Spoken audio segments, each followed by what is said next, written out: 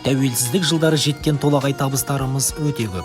Қазақстанның 21 ғасырдағы қарқынды әлеуметтік экономикалық дамуы, техникалық, басқарушылық және көшбасшылық құзыреті жоғары деңгейдегі мамандарға аса қажеттілікті тудырды.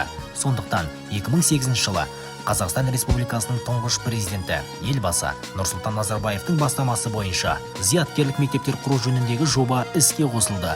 Осы жолда алғашқылардың бірі болып мектеп Алаштың астанасында ашылған болатын.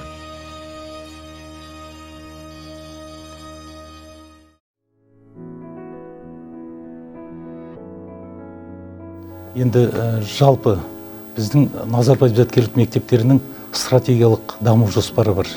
2030 жылға арналған. Қазір біз сол жоспар бойынша жұмыс істеп келе жатырмыз. Әрбір мектеп өзінің даму жоспарын сол даму стратегиясына байланысты жасаймыз. Сонымен даму жолында отырмыз. Әрине ол барлық құжаттарда айтылып жүр ғой.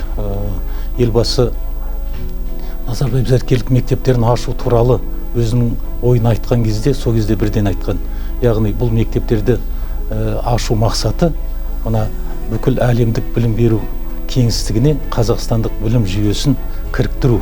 Елбасымен жеке былай кездескен емеспін, бірақ та сіздер білесіздер, Назарбаев зияткерлік мектептеріне жалпы 10 жыл болған кезде үлкен бір шара өтті. Сол кезде елбасымыз сол шараны ашып, соның ішінде болдық. Жалпы ол шарадан біз үлкен әсер алдық. Ол кісінің ары қарайғы идеяларында қалай бағыттау керек, сол туралы көп жаңағы мәлімет алып, өзіміз қанағаттанып қайтқанбыз. Ол кісі туралы айтатын болсам, өте қиын заманда келді ғой елбасымыз. Жалпы нағыз лидер деп айтар едім. Өйткені сондай қиын заманда халықтардың жаңағындай, Қазақстан халқының қиын жағдайда қалып, түсіну қиын жағдайлар болған жағдайда алып шығу, кейін экономиканы көтеру, барлық салада жаңағы жұмыстарды алдыға жылжыту, содан кейін әрбір кісінің қолынан келе бермейді деп ойлаймын. Біз Қазақстан тез жылдамдауымыз керек болды.